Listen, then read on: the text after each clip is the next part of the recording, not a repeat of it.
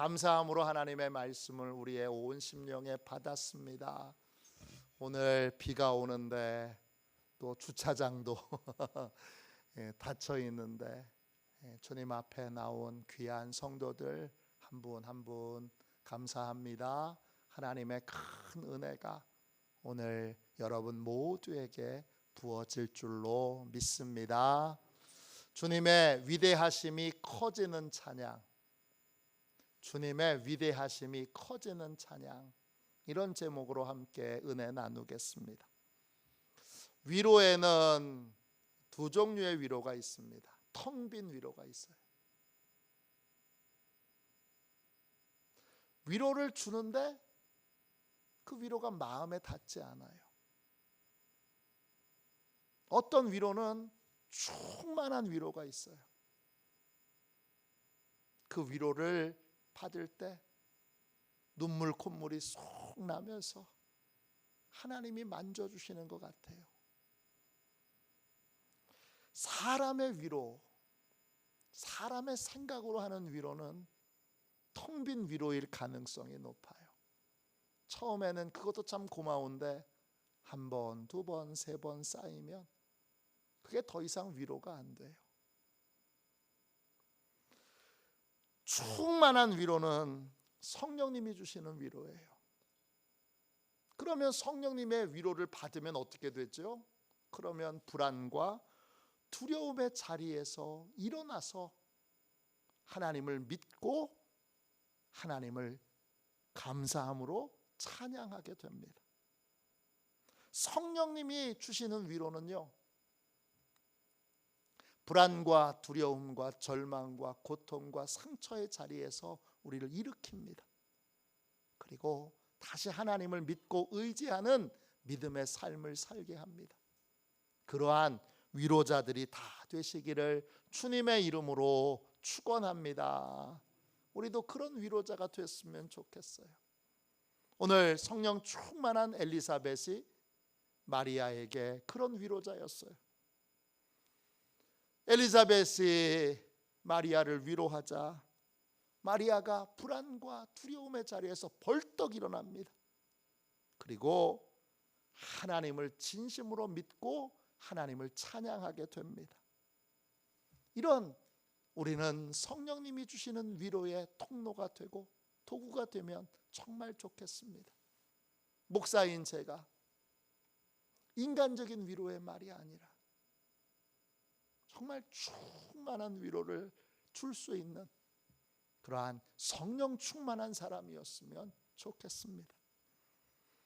그럴 때 저를 통해서 제가 한 게 아니라 저를 도구 삼으시는 성령님께서 불안과 두려움의 자리에서 성도들을 일으켜 주시고 절망의 자리에서 일으켜 주시고 상처의 자리에서 일으켜 주셔서 그래서 정말 하나님을 온전히 믿고 하나님을 찬양하는 사람으로 변화되는 놀라운 역사가 있었으면 너무 좋겠습니다. 그런 목사가 될 수 있도록 기도해 주시고 우리 교회 장로님들이, 권사님들이, 집사님들이, 속장님이, 또 인도자님이, 또 우리 교회 학교 선생님들이, 또 우리 회장님이, 선교회 회장님들이, 또 우리 교회 모든 성도들이 이러한 충만한 위로의 도구와 통로가 되어서 남편도 위로해주고 아내도 위로해주고 자녀도 위로해주고 엄마 아빠만 만나면 자녀가 충만한 위로를 받고 벌떡 절망의 자리에서 일어나서 힘있게 믿음의 길을 걸어갈 수 있는 그러한 성령의 위로자들이 다 되시기를 주님의 이름으로 축원합니다.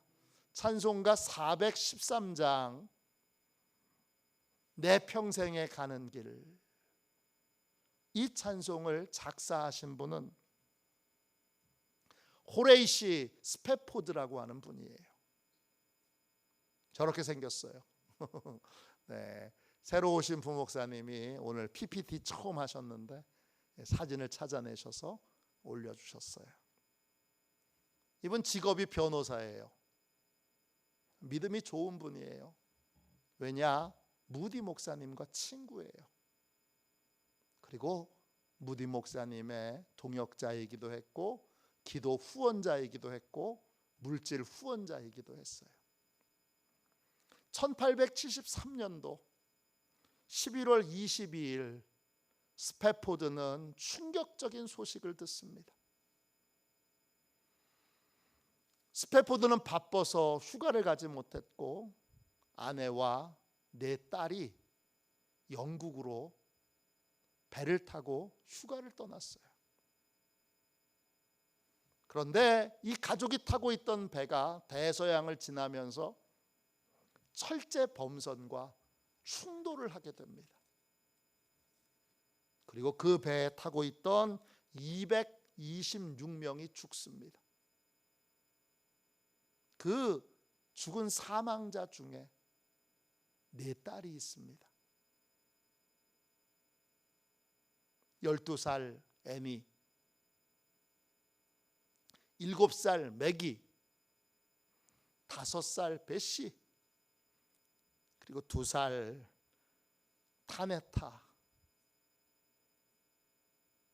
이 4명의 딸이 한 자리에서 다 죽은 겁니다.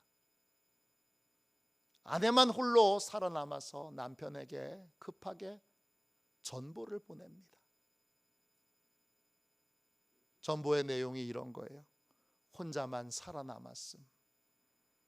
Saved alone. 나만 살아남았어요.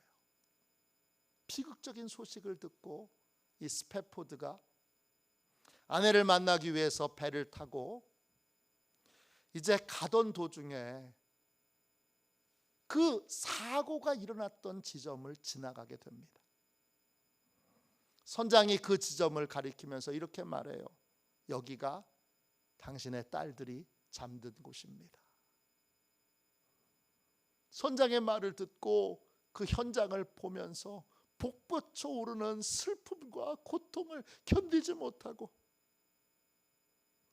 막 쏟아져 나오는 눈물을 참지 못하고 스패포드는 선실로 달려갑니다. 그리고 밤을 새워서 눈물을 쏟으며 자신의 고통과 아픔을 하나님 앞에 토해냅니다. 새벽 성령 하나님께서 이 스패포드를 찾아오십니다. 그리고 그를 위로했고 그를 믿음으로 다시 일으키셨습니다. 그날 받은 성령님의 위로를 스패포드가 찬송가 가사로 적은 거예요. 우리말 성경, 우리말 찬양의 가사는 많이 들었으니까 영어 가사로 한번 읽어드릴게요. 나의 길에 평화가 강같이 흐를 때도, 나의 길에 슬픔이 바다의 큰 파도들과 같이 몰려올 때도, 나의 운명이 어떻게 되든지 주님께서 나에게 이렇게 고백하라고 가르치셨습니다. 내 영혼 평안해, 내 영혼 평안해, 내 영혼 평안해. 사단이 나를 뒤흔들고 내게 고난이 올지라도 이 복된 확신이 너를 다스리게 하라. 곧 그리스도께서 나의 무력한 상황을 돌보실 것이다. 내 영혼을 위해 주님께서 자기의 피를 흘리셨기 때문이다. 내 영혼 평안해, 내 영혼 평안해, 내 영혼 평안해. 그날 선실에서 성령님의 위로를 받은 스패포드는 그 절망의 자리에서 다시 일어납니다. 그리고 아내와 함께 새로운 아이를 낳고 다시 믿음의 삶을 살아가게 됩니다. 그리고 이 찬송가 413장은 이 내용을 아는 많은 사람들에게 슬픔과 절망의 자리에서 일어날 수 있도록 그렇게 용기를 주었고 성령의 위로를 통하여 이 찬송을 부른 분, 찬송을 듣고 깨달은 분들, 그들은 다 절망과 불안과 두려움의 자리에서 일어날 수 있었습니다. 이러한 성령의 위로가 우리를 통하여 확산되고 우리가 드리는 예배를 통하여 이 성령의 위로가 늘 임하여 절망에 빠진 사람, 낙심에 빠진 사람, 불안과 두려움에 빠진 사람들이 와서 이 성령께서 주시는 위로를 통하여 믿음의 삶을 새롭게 살아가게 되기를 주님의 이름으로 축원합니다. 마리아에게 이런 은혜가 있었던 거예요. 성령의 위로로, 엘리사벳이 주는 성령님의 위로로 불안과 두려움의 자리에서 일어나게 됐어요. 그리고 마리아는 하나님을 찬양하게 됩니다. 찬양이 뭐지요? 노래를 부르는 건가요? 찬양은 노래를 부르는 것 이전에 찬양은 믿음으로 하나님을 바라보는 겁니다. 할렐루야! 우리가 가장 많이 하는 인사, 가장 많이 하는 고백, 여호와를 찬양하라, 이런 뜻이죠. 이 말은 잘 알다시피 히브리어 두 단어가 결합되어 있는 단어예요. 할랄과 야예요. 할랄은 빛나게 하다, 비추다, 이런 뜻이고, 야는 여호와를 말해요. 할렐루야는 뭐예요? 하나님을 향하여 빛을 비추는 거예요. 다른 말로 안 보이는 하나님을 향하여 믿음의 눈을 열어서 하나님을 바라보는 거예요. 이건 하나님이 살아계시는 것을 인정하는 거예요. 이게 찬양이에요. 하나님께서 모든 것을 다스리시고 주관하신다는 걸 인정하는 거예요. 이게 찬양이에요. 또 하나님이 우리의 기도에 응답하시고 우리에게 은혜를 베풀어 주신다는 걸 인정하고 고백하는 거예요. 이게 찬양이에요. 믿음으로 하나님이 계시는 거, 다스리시는 거, 응답하시는 거, 은혜 베푸시는 거, 이걸 믿음의 눈으로 바라보며 인정하고 고백하는 게 이게 찬양이에요. 마리아는 하나님을 바라봅니다. 그리고 하나님을 찬양합니다. 이 찬양을 이 누가복음 1장 46절부터 55절까지에 나오는 이 마리아의 찬양을 마리아 시편 또는 마리아 찬가라고 불러요. 이 말을 지칭하는 라틴어도 있어요. 그게 매그니피켓이라고 하는 말이에요. 매그니피켓이라고 하는 말은 찬양이라는 뜻이에요.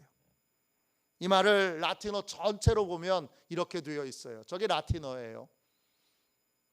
제가 한번 읽어볼게요. Magnificat anima mea dominum입니다. Magnificat은 찬양이라는 뜻이고, 애니마는 영혼이라는 뜻이에요. 메아는 나라는 뜻이고, 내 영혼이, 도미눔은 주님이에요. 내 영혼이 주님을 찬양합니다. 시편, 오늘 누가복음 1장 46절에 나와 있는 걸 이 문장으로 이 라틴어로 이렇게 써놓고 나서 이걸 줄여서 매그니캣이라고 불러요. 이게 여러분 많은 클래식 작곡가들이 이 마리아의 이 찬가를 가지고 합창곡을 만들었어요. 바흐도 만들었고 모차르트도 만들었고 비발디도 만들었고 또 현대 음악가인 존 루터라고 하는 분도 만들었어요. 이들이 다 마리아 찬가를 가지고서 합창곡을 만들었는데 그걸 다 뭐라고 부르냐 하면 매그니캣이라고 불러요. 그래서 우리 우리나라 합창단들도 이 매그넷 캣 공연을 한 게 많더라고요, 영상이. 그래서 언제 시간이 나면 수요 예배 때 아주 짧게라도 한번 영상으로 들려드리도록 그렇게 할게요. 바흐의 것도 있고 비발디의 것도 있고 모차르트의 것도 있고 또 존 루터의 것도 있고 또 그거 외에도 수많은 작곡가들의 이 매그닛 캣이라고 하는 제목으로 이 찬양을 합창곡으로 만든 곡들이 많이 있어요. 우리 한번 언젠가 주님이 허락하시면 함께 영상으로 다 볼 수는 없군요. 바흐의 곡은 30분이 넘어요. 그러니까 다 볼 수는 없고 짧게라도 한번 들어볼 수 있도록 그렇게 할게요. 오늘은 이 마리아의 찬가 중에 46절 한 절만 가지고 말씀을 나누려고 해요. 이 46절은 우리가 어떻게 하나님을 찬양해야 되는가? 찬양이 뭔지를 알았잖아요. 찬양은 믿음으로 하나님을 바라보는 거예요. 안 보이는 하나님을 바라보는 거예요. 근데 그러면 찬양은 어떻게 하는 거냐? 오늘 1장 46절이 알려주고 있어요. 제가 한번 읽어볼게요. 마리아가 이르되 내 영혼이 주를 찬양하며 그랬어요. 어떻게 하나님을 찬양해야 합니까? 세 가지만 살펴보면요. 첫 번째는 겉모습이 아니라 겉사람이 아니라 속사람으로 하나님을 찬양해야 합니다. 마리아가 자기 영혼으로 하나님을 찬양했습니다. 영혼 헬라어로 피시케예요. 겉사람이 아니라 속사람이라는 뜻이에요. 사람은 겉모양을 봐요. 하나님은요, 마음의 중심을 보세요. 하나님께 찬양하는 흉내를 낸다고 그게 찬양은 아니에요. 사람에게 인정받으려고, 보이려고, 칭찬 들으려고 찬양을 흉내내는 건 하나님이 그 찬양을 받으실 수 없어요. 진짜 찬양은 속사람이 하는 거예요. 내 영혼이 하는 거라고요. 내 영혼이 믿음으로 하나님을 바라보는 거예요. 어느 교회에 수련 전도사님이 새로 오셨어요. 목사님의 면접을 보면서 이렇게 물어봤어요. 전도사님은 뭘 잘하세요? 네, 저는 찬양을 잘합니다. 전도사님 아내 되시는 분에게도 물어봤어요. 남편이 뭘 잘하십니까?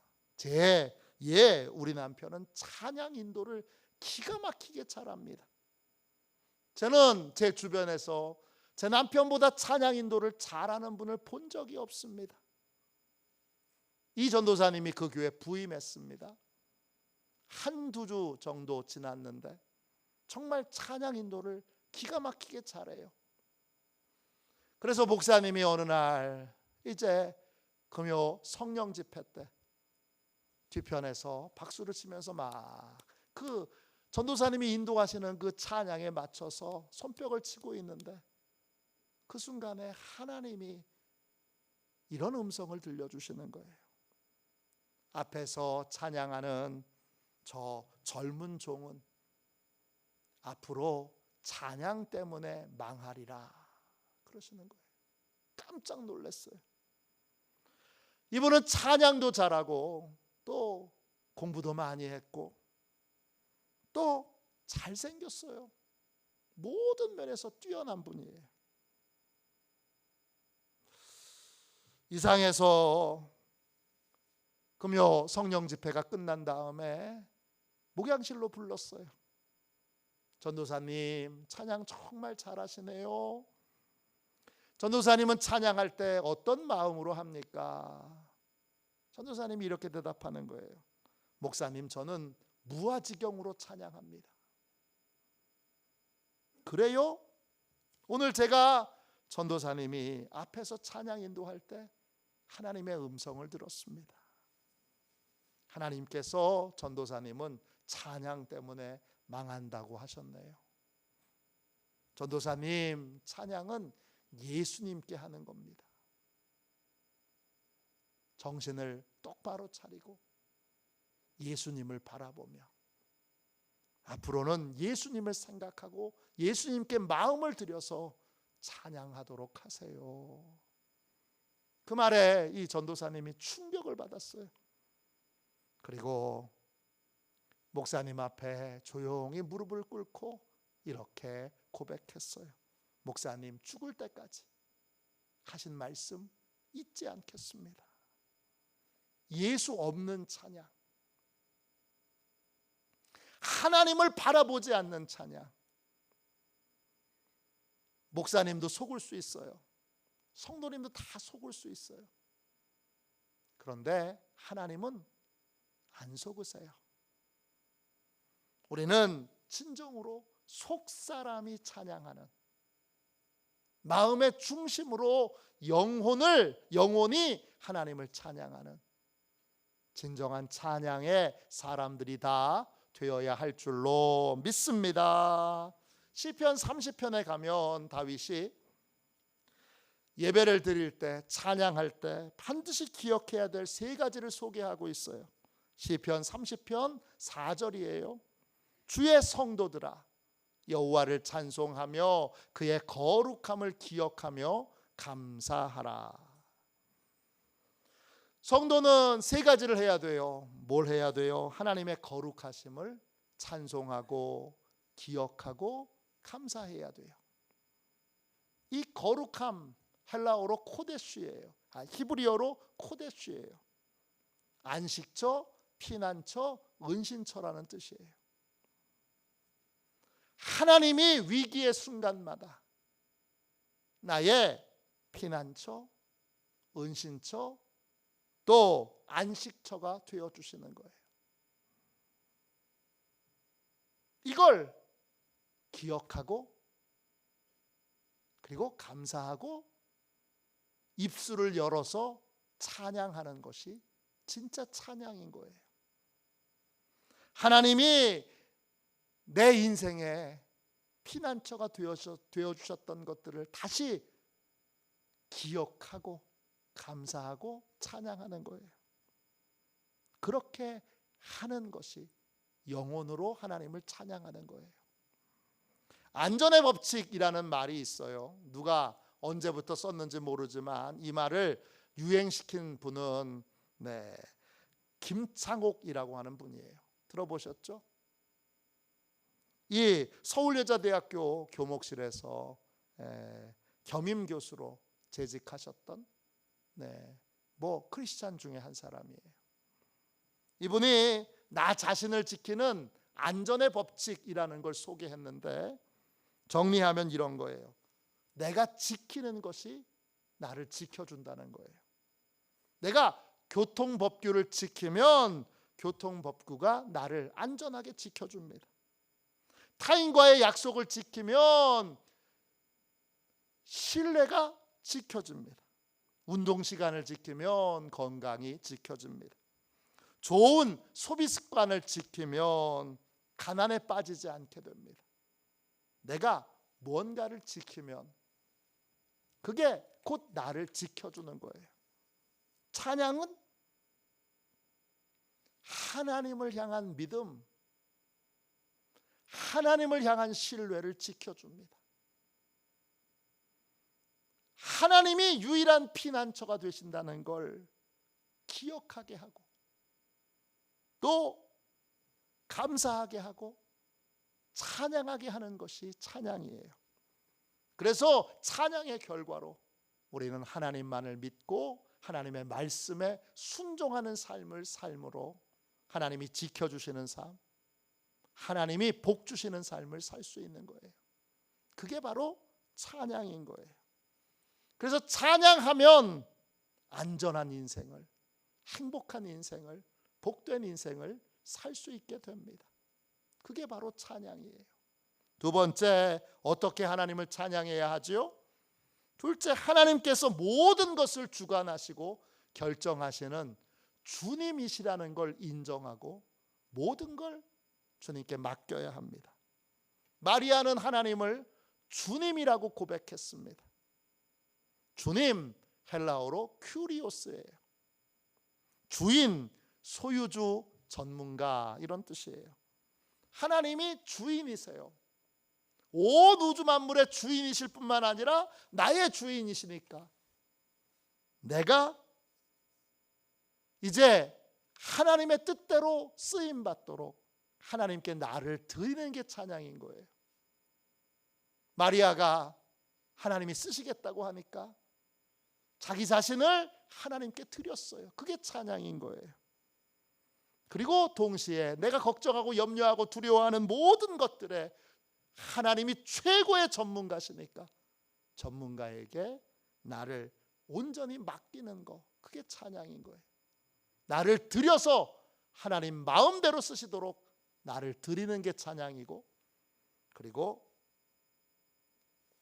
내가 염려하고 걱정하고 근심하는 모든 것들 하나님이 해결해 주실 줄로 믿고 최고의 전문가이신 하나님께 모든 걸 맡기고 순종하는 거, 이게 찬양인 거예요. 유도를 배운 분들은 낙법이라는 걸 배워요. 유도를 처음 시작하면 3개월 동안은 낙법만 배워요. 낙법은 잘 넘어지는 법을 배우는 거예요. 낙법도 종류가 많아요. 오른쪽으로 넘어졌다가, 왼쪽으로 넘어졌다가, 앞으로 넘어졌다가, 뒤로 넘어졌다가, 방법이 다 달라요. 어느 고등학교에서 이제 특활로 유도를 가르치게 됐어요. 근데 맨날 선생님이 넘어지는 법만 가르치니까 앞으로 정말 업어치기라든지 빗당겨치기라든지 이런 좀 재밌는 기술, 싸움의 기술을 가르쳐주면 좋은데 그런 게 아니라 맨날 넘어지는 낙법만 가르치니까 학생들이 너무 지루하고 재미없는 거예요.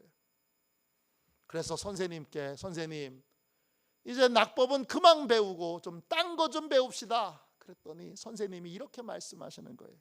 이 녀석들아, 낙법이 제일 기초야. 낙법을 잘해야 돼. 낙법을 잘못 배우면 그러면 팔 부러지고 다리 부러지는 거야. 그리고는 낙법의 자세를 더 진지하게 잘 가르치는데 학생들에게 이렇게 말하는 거예요. 이놈들아, 몸에 힘을 빼. 몸에 힘이 들어가면 뼈가 다치고 그리고 부러지는 거야. 몸에 힘을 빼면 넘어져도 다치지 않아. 찬양은 뭐예요? 내 힘을 빼는 거예요. 그걸 성경은 자기 부인이라고 불러요. 내가 하려고 힘쓰고 애쓰는 거 주님 앞에 내려놓고 주님께 온전히 맡기고 주님이 다스리시고 인도하시는 대로 맡기고 따라가는 것, 따라가기로 결정하는 것, 그게 바로 찬양인 거예요. 마지막 세 번째로 우리는 어떻게 하나님을 찬양해야 합니까? 세 번째, 하나님의 위대하심이 우리 안에 점점 커져야 합니다. 누가복음 이 마리아의 찬양에서, 찬양이 헬라어로 메갈루노예요. 뜻은 점점 커지다, 점점 위대하게 되다, 또 점점 더 강해지다, 이런 뜻이에요.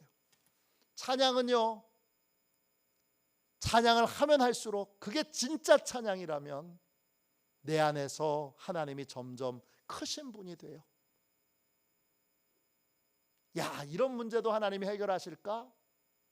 하나님이 이런 문제도 해결하시네. 불가능해 보였던 문제, 우리는 도저히 우리 힘으로는 해결할 수 없는 그런 모든 문제들을 하나님이 해결하실 수 있다는 걸 믿고 알고 고백하게 되는 게 찬양인 거예요. 내 마음속에 찬양이 자리 잡으면 하나님은 점점 더 커집니다. 나의 찬양이 가짜라면 나는 점점 커지고 하나님은 점점 작아집니다. 그런데 나의 찬양이 진짜라면 나는 점점 줄어들고 하나님은 점점 더 커집니다. 별을 사랑하는 아이가 있었어요. 시골에서 자랐는데 평상에서 누워서 별을 보면 별이 얼마나 아름다운지 반짝반짝 빛나는 조그만 보석 같아요. 아이의 작은 손으로도 얼마든지 그 별이 가려져요. 그래서 그때는 이 아이가 별은 하늘에 떠 있는 작은 장식품 정도라고 생각했어요. 이 아이가 자라서 이제 천문학과에 들어가게 됐어요. 학교에는 고성능 만원경이 있는데 천문학을 이제 전공해서 첫 번째로 그 거대한 만원경 렌즈로 별을 봤을 때 충격을 이 학생이 잊을 수가 없어요. 작은 점인 줄 알았는데 그 별 하나가 정말 쌀알 만한, 아니 좁쌀 만한 그런 작은 점인 줄 알았는데 만원경으로 보니까 지구보다 몇십 배 더 큰 거예요. 어마어마한 큰 별인 거예요. 그리고 그 별 뒤에는 수억 개의 거대한 은하가 보이는 거예요. 진정한 찬양은 이 소년처럼 하나님이 점점점 크신 분으로 보이는 거예요. 찬양할수록 나의 생각대로 하나님을 보지 않고 하나님의 말씀대로 하나님을 보고, 그러면서 점점점 하나님이 커지면 커질수록 내가 염려하고 걱정하고 근심하고 두려워하는 건 다 사라지게 되는 거예요.